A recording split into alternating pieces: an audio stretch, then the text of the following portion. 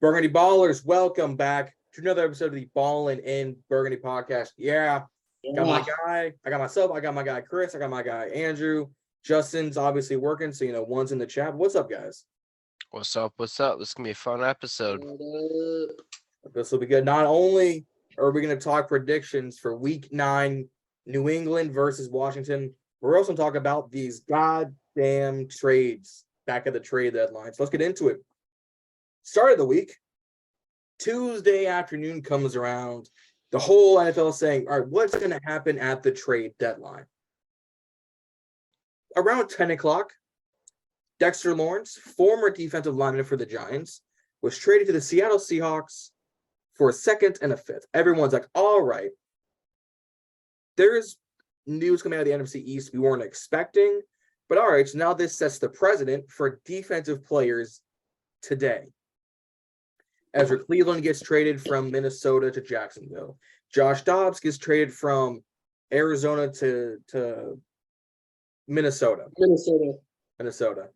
And there's a few other trades. And then about 12 o'clock hits, and you see the big flashing news on Bleacher Report, ESPN, X, and Twitter, Instagram, that Montez Sweat has been traded to the Chicago Bears for a second-round pick flat. But it's going to be anywhere from pick 33 to pick 38. So think of it as like a late first round, if you want to call it that, because talent will fall.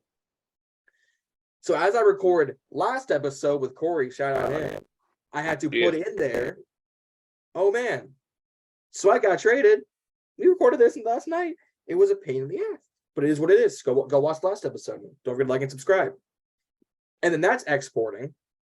And then about 2:30-ish rolls around, and the big flashing news hits again.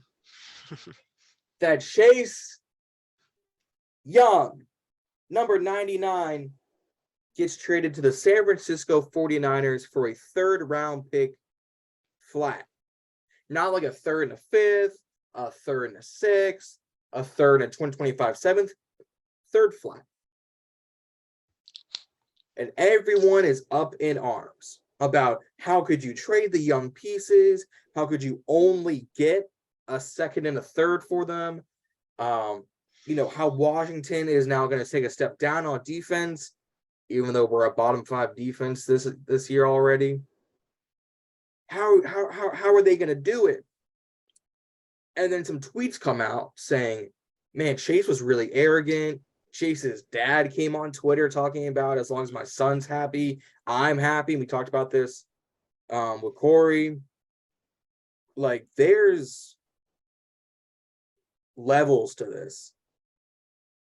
What was your thoughts? And I'll start with Andrew. What was your thought on Tuesday about the trade deadline and how everything went down? Hearing about Montez first, it was obviously like we were ready for either Chase or Montez to be traded. Yeah. Keyword is or there. We didn't think both. And obviously I was a little bit disappointed, but when hearing that we got about what his value was going to be, probably an early second round, I'm like, okay, I'm fine with that. If we aren't planning on re-signing him and we need to save that money to re-sign other key players, at least we're not letting him walk and we're getting an early second. Then Chase gets traded. When I first see it, I don't see what it's for or anything. I'm like, a little disappointing. Yeah, even more so. He's been outstanding this season. We've seen, his numbers are just incredible. But then when the news came around that we got a conditional third-round pick, aka a fourth-round pick, we got fleeced, guys. It was a compensatory pick, not a condition. Right. Sorry. Yeah, mixing up my words. Yes, you are correct. It was not a conditional. It was conditional. Everyone would have been ripping shit. Yeah, that would have been a problem. It was a very late third-round pick. And I'm still quite pissed about that. However, I did see something on Twitter the other day that made me feel, I'll just say better about it. I'm not going to say good yet because I don't feel good. But it's a long post, so I'm just going to summarize it. It's talking about Chase. Obviously, he didn't play for a long time. Yep. And he kept dealing with injuries. Agrees. So obviously that's going to bring his value down, as we all know. But then when he did come back, his determination, how hard he's playing, has honestly tanked. If you watch replays of some of these plays, you'll see him maybe putting in 25% effort on some, 0% effort on some plays, and then some plays he'll go all out and he'll get a monster sack or monster play. But then beyond the box score numbers for Chase, there's also a lot of intellectual problems with his play style, whether it's him leaving an edge open to create a big play for the quarterback, or just giving up on a play when he could have probably chased down the running back after a handoff. So I'm a little bit more okay that we are trading him rather than letting him walk and getting nothing, because from the looks of it, we did not intend to re-sign him because of his whole mojo right now. So I'm glad it's not the classic Ron not trading people but them letting them walk at the end of the season type deal, and then we are at least getting something. But overall, still, of course, a little bit disappointed. Yeah. Chris, what was your thoughts? Because we were blowing up the group chat like, how could this happen? What was Ron thinking? This is all we got. And then the more we thought, we were like, this adds up. Yeah. Let me talk to you. Yeah. Yeah. All right. So, let's see. I'm more mad about the MONTEZ Sweat trade, obviously, because, there was a source out there named, I believe his name is Adam Schefter, that I'm pretty sure everybody follows on Instagram. Yeah. And saying Jalen Johnson wants out of Chicago. Okay. So we're waiting around, for news. We're praying to God something doesn't happen to Washington. And then, like Jonathan said, around 12 o'clock, we see our boy MONTEZ Sweat get traded. And I'm thinking, okay, who's he go to? And you see Chicago, and you're like, okay, maybe they got Jalen Johnson out of there. No, they didn't even get Jalen Johnson. They got a second-round pick. Which actually made me more mad, because we could have gotten Jalen Johnson, a cornerback who would have helped our secondary tremendously, because let's be real, Emmanuel Forbes is getting blown up, bro, getting straight exposed. So we could have used him. But no, since Ron Rivera, well, it wasn't even Ron Rivera. It was Josh Harris, all the owners that had a big hand in these trades. And so we're thinking like, yo, what are you doing? You could have gotten a corner out of there. Josh Harris and them, nah. Let us trust the process over here. Trust the process. Trust me, at the end of the day, it'll pay off. That is what they're saying. And then, which it might, around 2 o'clock, like Jonathan said, we have Chase Young getting traded to the 49ers for a third-round pick, which I'm not even mad about. I'm not. Because in my mind, what has Chase Young proven to me in order for us to maybe get a second-round pick or somehow pull off a first-round pick, which wasn't even possible, because let's be real, Chase Young, half of the plays he was doing, he wouldn't even put his hand in the dirt like all the others were. And what does that show? That shows laziness, because that's what he is. He's kind of lazy, and it was kind of showing. I don't care if he had 5.5 sacks, how many pressures, I don't care. The dude barely showed no effort, and for his dad to go on 106.7 The Fan and complain about how people are criticizing his son, well, maybe your son ought to be better. Your son needs to be better. Instead of last year when he had that torn ACL, and it was out to week 16 when he came back against the 49ers. think so. Let's be real. Let's be real. Chase Young could have came back mid-season last year, and if he had, he probably would have played a whole lot better, and it probably would have changed our minds about him. It probably would have.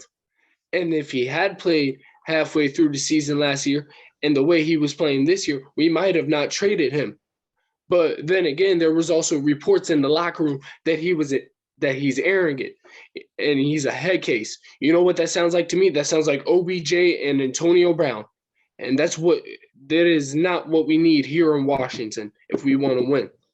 So if anything, I'm glad Chase Young is gone because he did not prove anything to me other than his rookie year.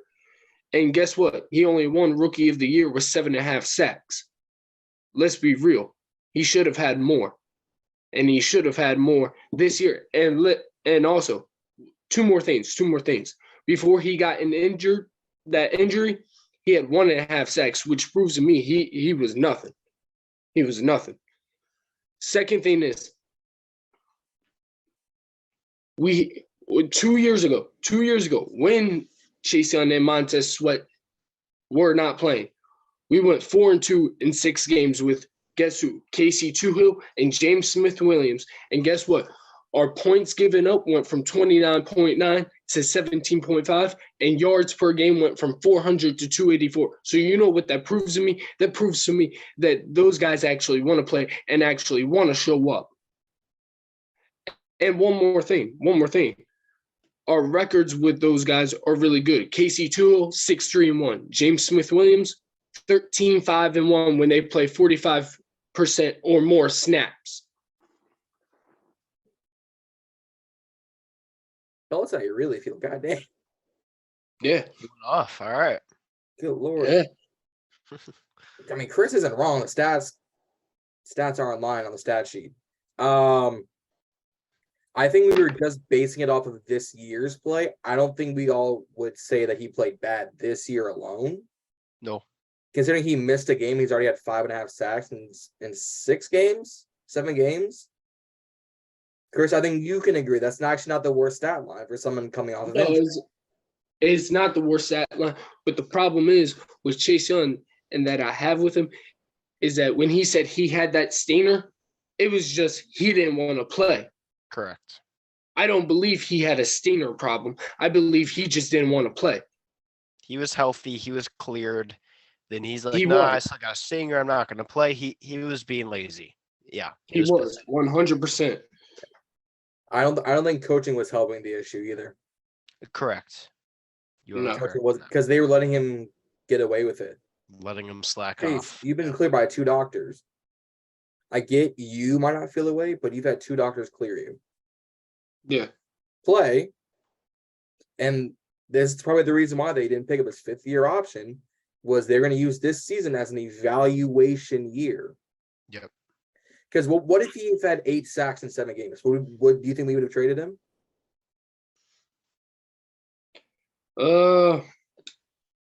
Probably not.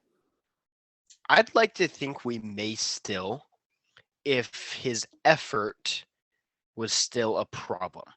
Because although his box stats are looking pretty good, the other aspect of that, the other end, is that his value is also going to go up, right? And we could probably get more than not a conditional third, a compensatory third. Yeah. So I don't think it's a for sure, but I think it's still a very real possibility we would have.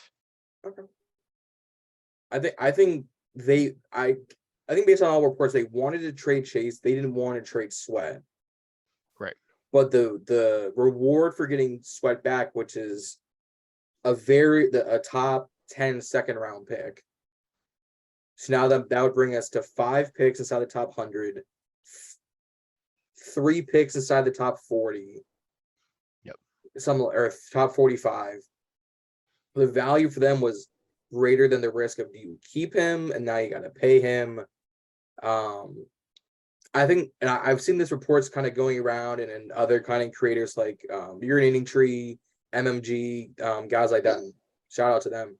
Is saying that the Sweat trade I think the value could have been better, but for the fact that we got a second, we should be thankful.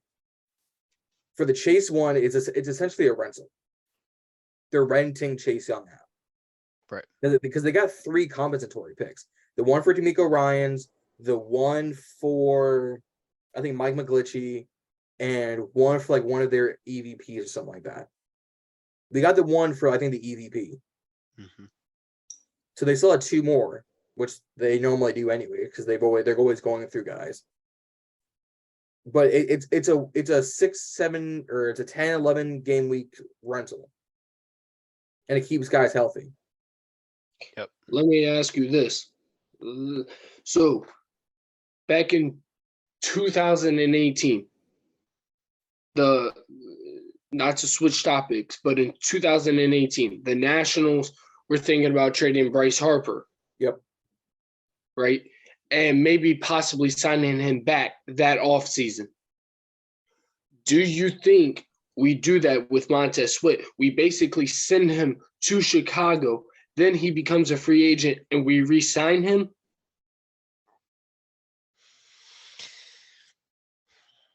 I think we need to evaluate who's on the market. Because right now, based on current projections, you have a Daniil Hunter, a Josh Uche, a Brian Burns, a Josh Allen, not the quarterback, the linebacker edge rusher from the Jaguars. Burns is only 26. Allen's only 25. Daniil Hunter, I think, is 27 or 28. He might be younger. If I'm wrong, I'll stung myself in the face during post. And Sweat's already 27. He'll turn 28 next year. So I think it's a matter of who's out there. Because would you rather take Sweat back, or would you rather sign a Brian Burns or a Josh Allen who's 2 to 3 years younger and might not warrant the same money as Sweat? I think that's going to be our evaluation. Do you think they would really be cheaper? I think they'll be cheaper because they'll be under new management. Ron won't be here next year. Jack won't be here next year. If they are cheaper, I think that would probably be a preferred option. Yeah. However, if Montez's value is better than we expect and he's cheaper than we think, I wouldn't mind going after him in free agency. I don't think that we will, though. Yeah. Because that's sort of a rare thing. It would be wild for Chicago to risk that 2nd round pick for them not to re-sign Chase or not to re-sign Montez. Excuse me. Yeah, I expect them to. I expect them to, because I think they have like 120 mil next year in cap. It's crazy, and then they have a number. They have right now the number like 2 and 3 overall pick. Correct. Or they don't have. Yeah. It's 2 and 3 right now. It's 2 and 3 because one right now is Arizona. Yeah, I was thinking you're saying 1 and 2 because that's what it was earlier, but no. It used to be 1 and 2. Now it's 2 and 3. Correct. But like Chicago and Washington, you're gonna have top draft picks. You're gonna have crazy amounts of money. You're gonna have a GM spot to fill, a head coach to possibly fill, and a guaranteed D coordinator and offensive coordinator to fill. Yep. If we're being honest, Chicago is rebuilding. Washington, and I heard somebody say this on 106.7 The Fan the other day on Grant and Danny, and they said, we are not rebuilding. We are retooling. Yep. And what that means, basically we're restructuring. Because if we were rebuilding, not only would those 2 have been gone, we've also would have traded Terry, Jonathan Allen, and maybe Deron Payne. Yeah. So in reality, Washington is retooling, not rebuilding. And I like that we're doing that. Yeah. I like that we're doing that because now we get to see what the young guys can do and see if they can prove themselves. And what that says that's also important is that we believe that we can still win without them. Yeah. Our defense right now and our defensive line pressure isn't going to get a whole lot worse than it has been to start the season. So I think that our team deciding to switch things up, knowing that it's not really going to get much worse, most likely, I think that shows that they still think we're in a fight to come back and start winning. Yep. even though we traded them. So, Chris, that's a good point. Yeah. I would say retooling and rehabilitating. Yep. Going into next season, because you're going to retool the defensive line as you have to. You're definitely going to have to retool and re-overhaul the offensive line outside of Cosme and Stromberg. And Stromberg's going to go on IR for the rest of the year. And So Tyler we'll see if he's any better next season, and prayers up to Stromberg. The offensive line's got to get better, and you're going to have to rehabilitate and redo offensive coordinator, defensive coordinator, GM.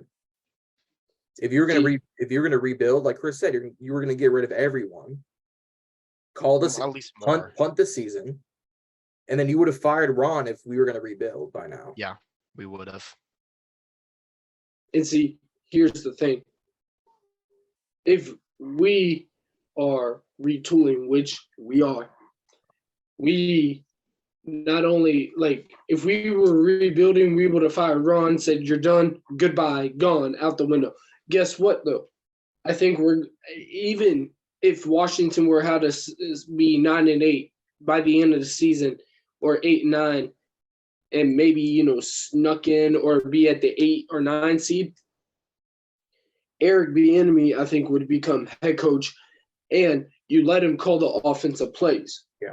Everybody's saying, go get Ben Johnson. No. Don't get Ben Johnson from Detroit. It's not because I don't like the guy. It's because we already have a guy here that calls the offensive plays. So what's the point of having a head coach that, has already called the offensive plays and getting an offensive coordinator from Detroit, If Andrew's going to cut you off, I'm sorry. If Bieniemy wasn't take over head coach, I would still bring in Ben Johnson or one of those coordinators, because I want to have a second opinion. That's fair. He made Jared Goff a top 10 quarterback right now, the second or best quarterback in the NFC. Knock on wood. 10, yeah. With Amon-Ra St. Brown is a great receiver. Sam Laporta's the second best tight end in the league right now. They retooled the offensive line pretty well. Mhm. And then, you had Jamison Williams out for 6 games this season. What you do? You incorporated David Montgomery. You've now incorporated Jahmyr Gibbs. You've incorporated Khalif Raymond, Josh Reynolds. You're going to have to incorporate Donovan Peoples-Jones now. He's done what the Lions have wanted him to do and help turn this organization around. They're not the laughingstock they used to be. They're like 6-2. They're like the second or third best team in the NFC, top 8 team in the NFL right now. Yeah. And Bieniemy's play calling has been fishy, wishy-washy. Questionable, but also good at times. Like Chicago and New York, your worst play calling I have ever seen. It was bad. But the 2 Philly games, you put up 30 against them and took the Eagles to overtime at Lincoln Financial Field. Mm-hmm. And Jason Kelce said this on the New Heights podcast. He likes what he's seeing with Sam Howell. Is he was on them. Like, he could see, he's turned on the field. Pause. And he's gonna go. He's gonna go destroy us. Like, he saw it was what he said, like a death by 1,000 slants. Like whatever the quote was. If a future Hall of Fame center from your division rival says this on a national platform, because it's YouTube, and it's the Kelce brothers. Who doesn't know the Kelce brothers besides Taylor Swift? And he's saying this out loud about a rookie quarterback in Washington. That means something.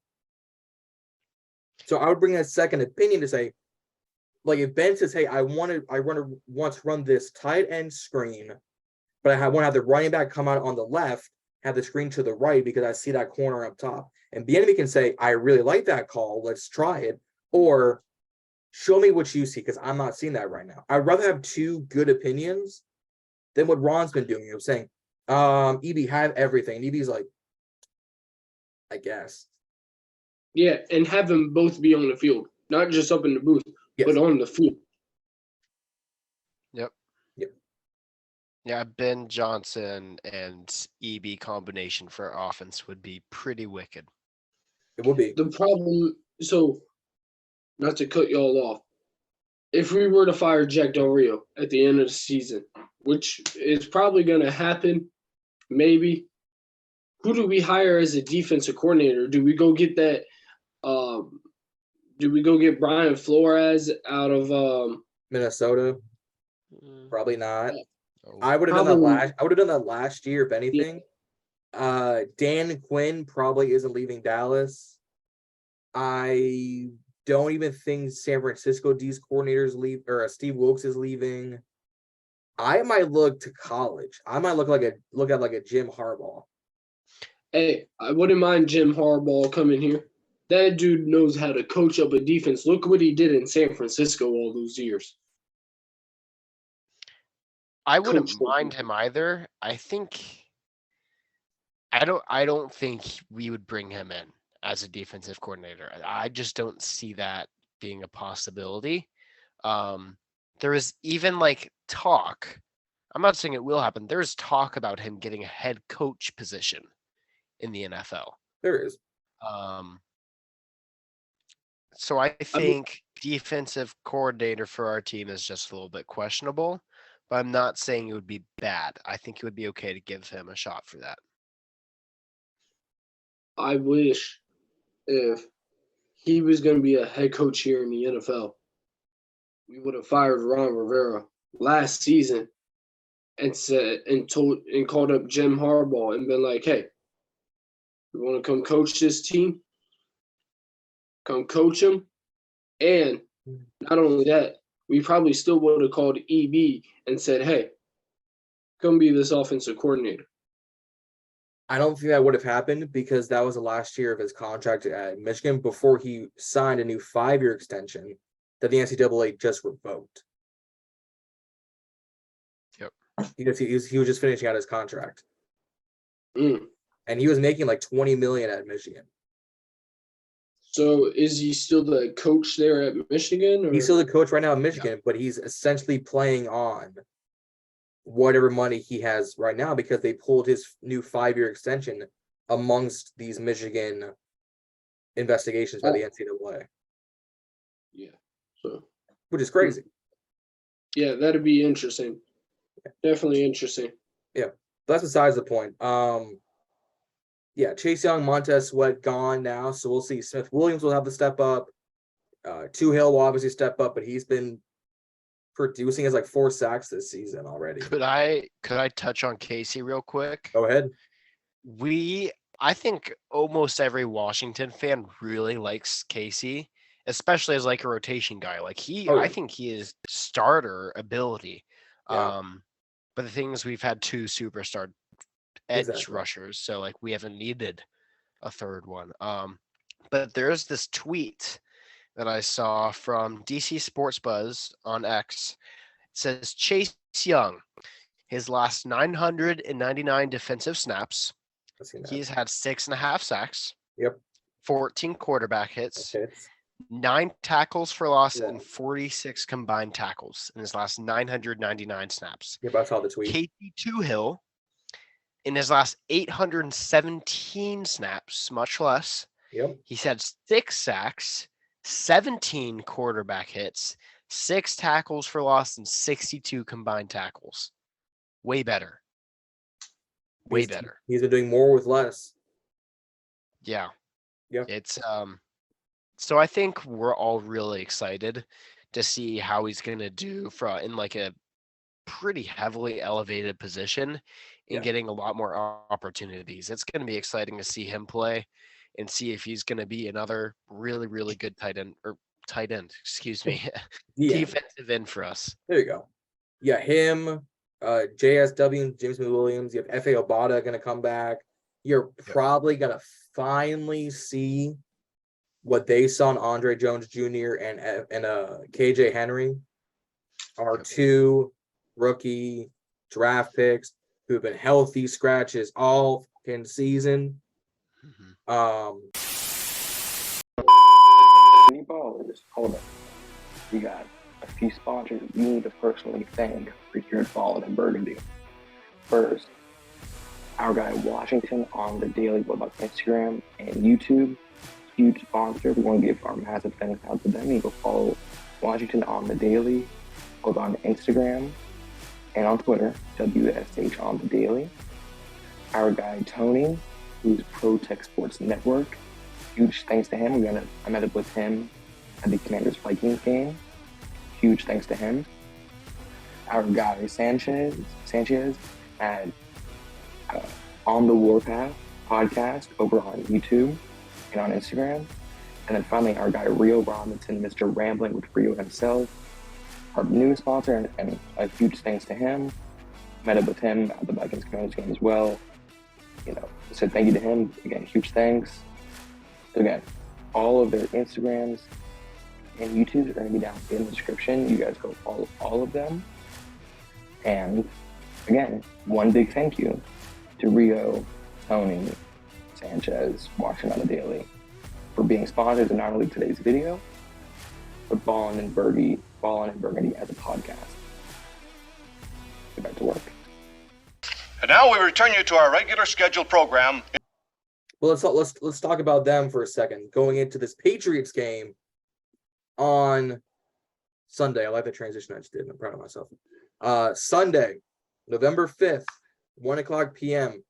in Foxborough, in the home of Thomas Edward Patrick Brady. We're gonna go face Junior.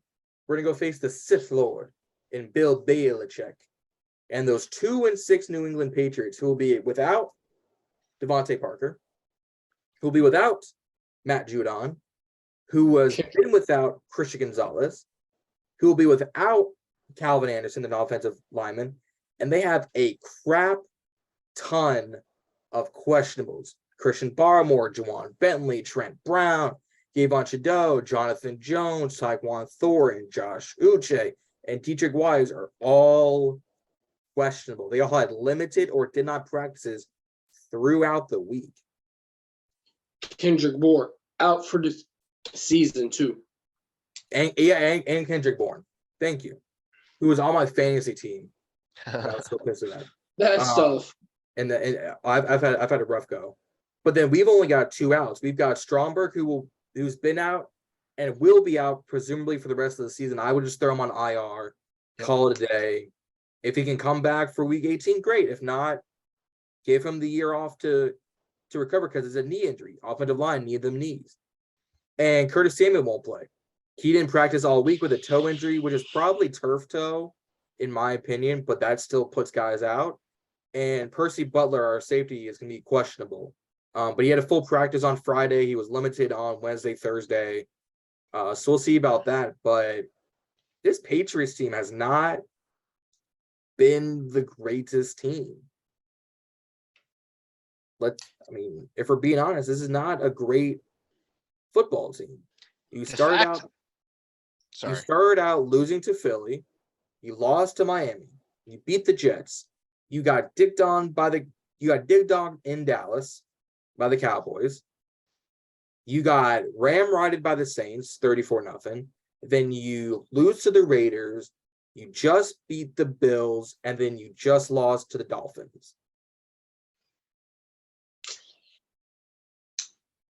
Before the last 2 weeks, I think it was pretty much a consensus that they're a bottom 3 team.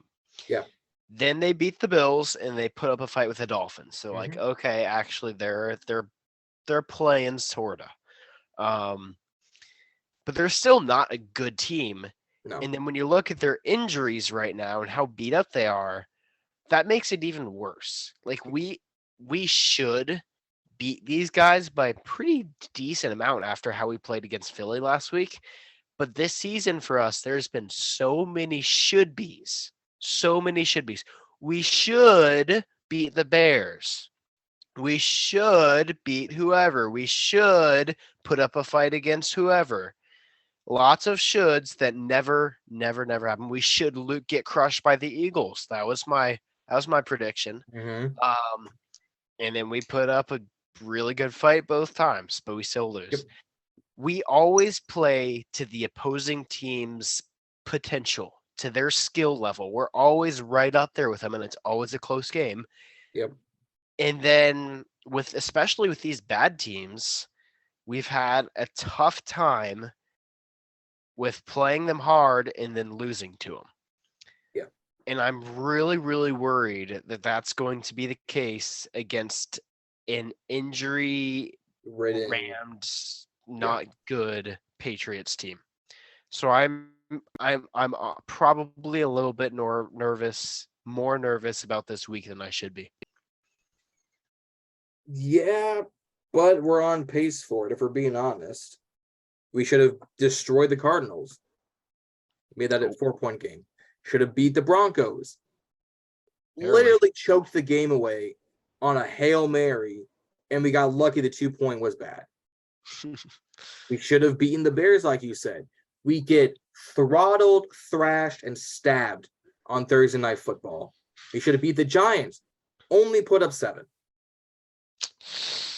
Man, y'all are going to get destroyed against Philly, 34-31 overtime. We lose 38-31 last week, which should have been 34-31 if we don't fall for the fake QB sneak. And then we go down and score in like 40 seconds. Lots of should-haves. And Mac Jones is not a great quarterback this season. He's 1,600 yards, 9 touchdowns, 8 interceptions, 66.5% completion percentage, a QBR of 42.9. 42. Sam Howell, 2,100 yards, 13 touchdowns, 8 interceptions, a 45.9 completion percentage. Still not great. But if you take out that 4 interception game against Buffalo, that brings them up to probably 80. Like it's a bad team, and we're still not favored. We've proven why. Yeah. New England's favored by 2.5, and it's going to be an over-under of 40.5.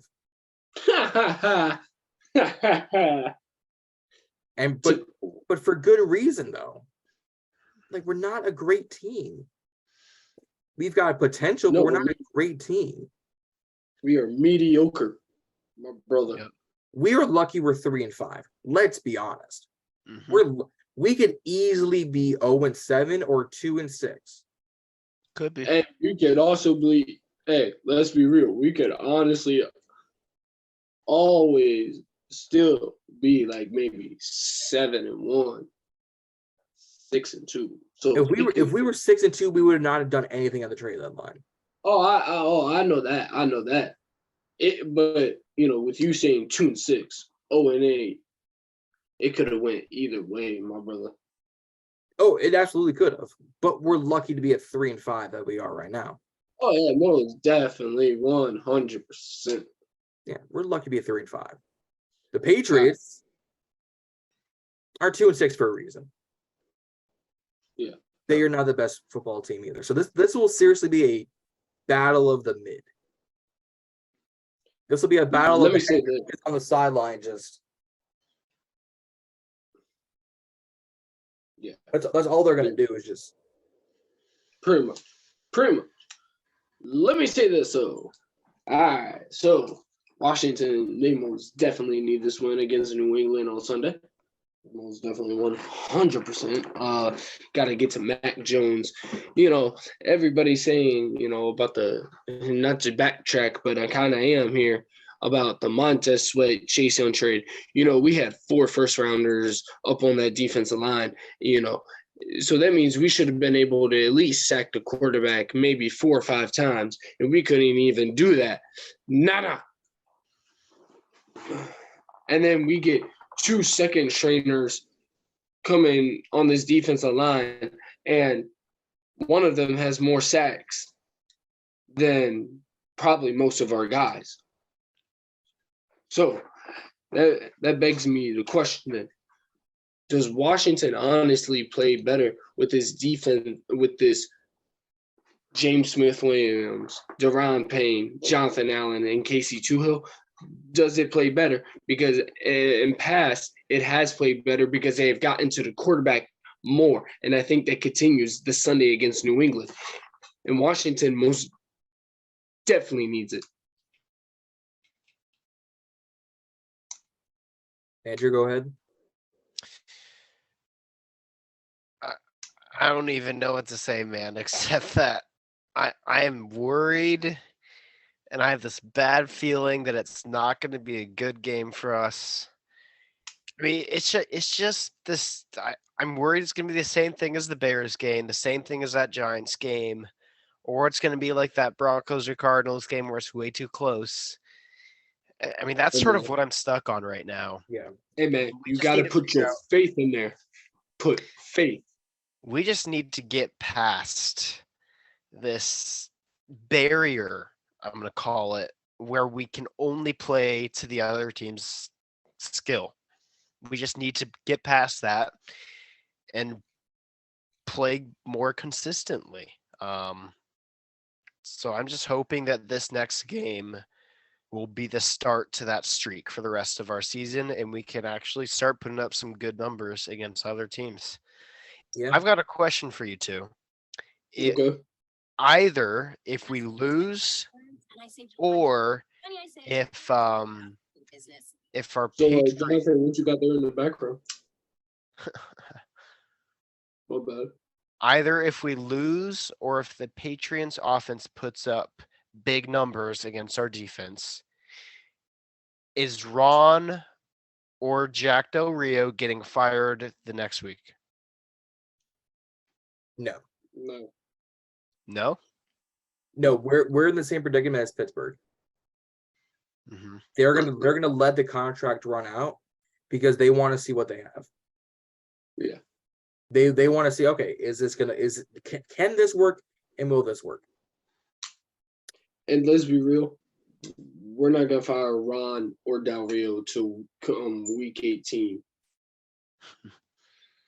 The earliest I can see them going is the bye. Yes. If we lose on Sunday, would you like us to? I'd still Um, yes and no. I say yes because he's already lost faith in the locker room. The locker room's already lost faith in him. Correct. And it's clearly shown he's checked out.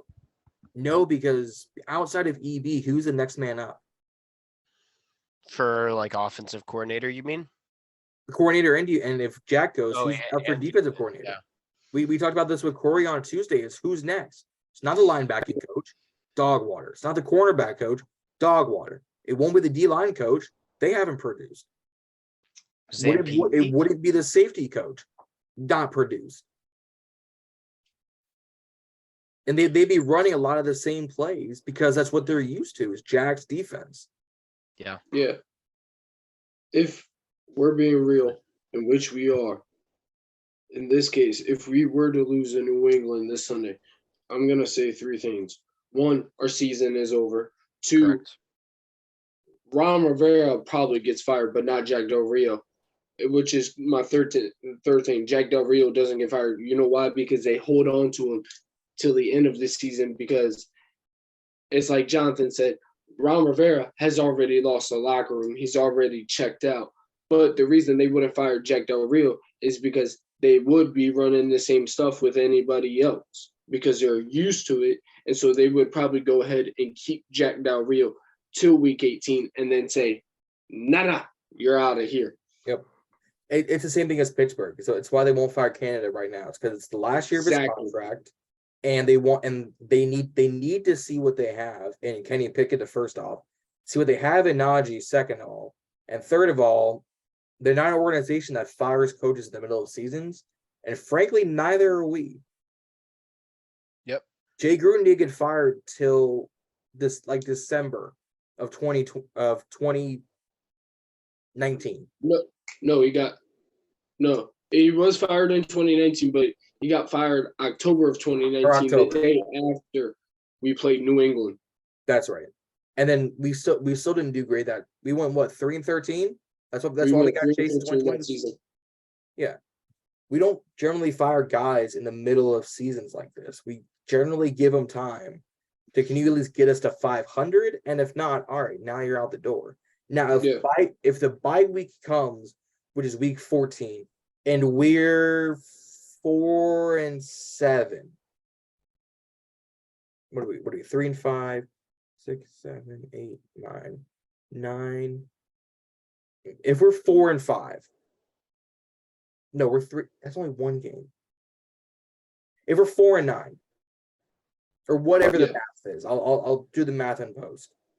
And we have a bad losing season, fine, because the last 3 or 4 games is Rams, Jets, Niners, and Dallas. There's a 4-game skid mark. Yep. So that brings us to 4-13. Actually, no, the math was right. Pound the back for that. But if we come to the bye week and we're 9-4, or 9, whatever the math is, 9-5. If we have 7, 8, 9 wins by bye week, they're probably just say, we'll just finish you off. Pause. We'll let you finish your contract out. And then we'll see. But if we're losing, if we're 5 games under 500 by bye week, then maybe. But I don't think it's going to be as early as this week. If we lose to the Giants game, the second Giants game, all right. Someone's dying today. There's someone not surviving. Somebody's got to go. No, but Goodbye. New England's one of these trap games. But like I said, we're like Pittsburgh. We have these trap games. Mm-hmm. They should have Man, I lost. hate They this should have matchup. lost it. The Steelers should have lost to Tennessee last night on Thursday Night Football. Let's be honest. From what we just saw on Sunday, they should have lost. But they Tomlined away to a win. Well, not only that, it's Don't you do can't that. hit a quarterback in the NFL anymore. Yeah. You can't sneeze on a QB without getting 15 yards and a $10,000 fine. It just doesn't happen. Oh, and Jalen Warren, we are with you because your fines are egregious. I have him on my fantasy team. He put up 21, and I'm happy about it. Thoughts and prayers to that man. Yeah, that man. Have you all seen the? I'm gonna get off topic for a second. Have you all seen the fines on Jalen Warren? Yep. Yes. He's making like maybe $1,000 a game, if not playing for free. Not only that, prayers and thoughts go out to our boy Cole Holcomb, who Yeah. may have I'll shattered Holcomb. his knee. Yeah, Holcomb's. If you guys didn't see the video, I'm not gonna play it on post. I won't play it. Let's just say a little bit of friendly fire, and bent his knee inward, and his leg inward. It Was bad. He got to get carted out, and the prayers of Traylon Burks because I think he got a concussion, or he hit his head off. really hard later in that game. So prayers out to Holcomb and Burks and whatnot. But let's get back on this Patriots game because we need this win badly. Most definitely 100%. Yep. Yeah, we need this game. Yeah, we need this game. So Need it badly. yeah, we do. That begs All right. the question: y'all think we doing it? Y'all think we win? Score prediction time. It's score prediction time. Y'all know the drill. Score prediction time. Chris, you are the Mr. Optimist as always. I'm gonna let you go first. Yeah, y'all already know who I'm going with. I mean, y'all see it in my background back there. Every Redskin, Commander, whatever thing you want to call it, you already know I'm going with the Redskins, whatever you want to call them. I'm going with a win, 16-13 on the last second field goal, probably. Oh, okay. I like that you don't have us whooping them. That's pretty realistic, Chris. I Oh, respect yeah. I respect your realisticality there. If Yeah. That's even a word. The truth is, I've been thinking about score predictions for a couple days now, and I keep bouncing back and forth. Like at one point, I was like, I think we're gonna lose by like 3 or 4. And then I went, yeah, maybe we'll win. Maybe we'll lose by a lot more. Maybe we'll win by a lot more. I'm still not at all sure. But my score prediction for this week is going to be 21-17. We sneak out a win with a comeback. Oh, you finally come back to us. I see. I think we're going to win. We should win by a lot. Knowing how bad this team is with injuries, but I don't think we will because we never do what we should do. So I think we'll sneak out a win. 21-17. I like it. I think we could honestly find a way to make this a tied game. Mhm. I could easily see us being like 24-24 overtime, and it ends in a tie like last season. But I won't. I'm having New England winning. I'm kidding. I'm not gonna have them. No. I'm also gonna go from the home team. I'm gonna go Washington. I like this 3-4 point kind of skid. I'm gonna go 24-20. It's good. I'm gonna go 24-20. I think Yes. good. I was gonna say when we were doing our season predictions, and you said if one of y'all say a tie, I'm gonna smack the out of y'all, and he almost did it himself. I'm gonna pull off the rope. It's me, Austin. It was me all along, Austin. Yeah. 24-20. I do think we probably either. I could honestly see us going for 2 and failing, and it makes this a 4-point versus a 6-point game. Yeah. Because Ron loves going for 2 for no reason. And Hey, don't twos say and that, fourth man. down. Yep. Yep. It's his thing. It is his thing. So yeah, so Chris has got 16-13, not a high scoring game at all. Andrew's got 21-17, a bit more productive, and I've got 24-20, the highest productivity we will ever see consistently. But we are not consistent at all. Yeah, we need this game. Badly. I don't think jobs are lost from this game because it's Bill Belichick. But it's also the Patriots. It's Like also the Patriots. 2023 Patriots. It is also the Patriots. but This it's is the also Tom Bill. Brady Patriots. This is the 2023 Patriots. True. Very true. But like you said, we don't play up to we play down to the competition. Yep, we do. We do. We And the last time we absolutely played New England, which was like 2019, we got throttled. did. We? I think what was the last- 33-7. that was the 23 because wasn't that the game you were saying earlier that Jay Gruden gets fired? Yeah, Jay Gruden got fired. Colt McCoy started that game, and Steven Sims had a rushing touchdown that game. Oh no, it was 33-7. I said 33 to That's what 7. he said. I heard 23-7, my bad. He said 30. Yeah, 33-7. We were 0-5 at that point. Word.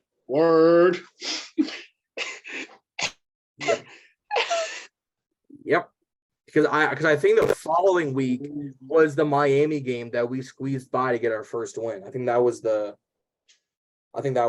It was. That It was in the Sunshine State with Terry McLaurin catching 2 touchdown passes from Case Keenum and Bill Callahan being a head coach. yep. Times Some are different. memory right Times there. are different. Most definitely has.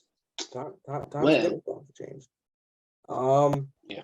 But yeah, that's gonna wrap things up. We touched a lot on the trade deadline. We touched a lot on these New England Patriots. Hell, we touched a lot on whether Ron's gonna get fired or not. But we got our score predictions done, and let's just hope we go into Sunday and we produce and we win.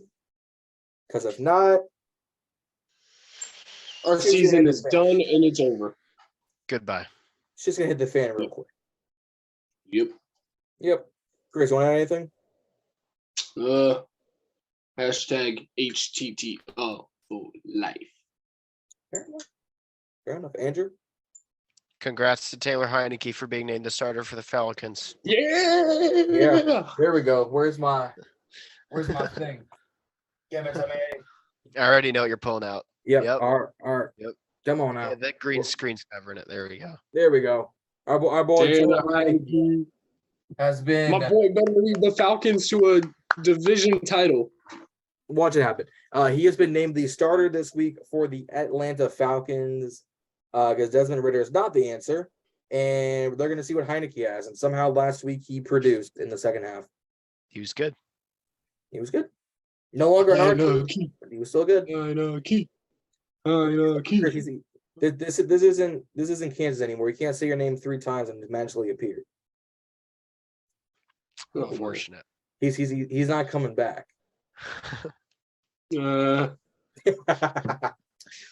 not coming back. And on that note, don't forget to like, subscribe here on the channel. There's over 60% of y'all who watch these videos and don't subscribe and aren't subscribed.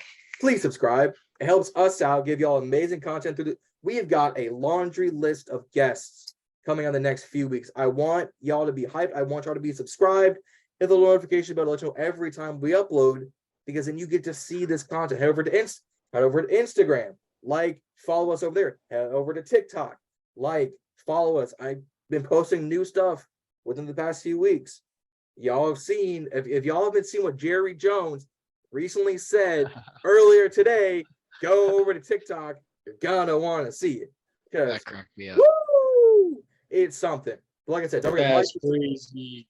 it's nuts. But yeah, like I said, head over here to YouTube, hit like and subscribe, little notification bell to know every time we upload. Over here, Instagram, like and follow us over there. Head over here to TikTok, like and follow, hail those commanders, and don't forget to stay ballin'. We'll see y'all out there.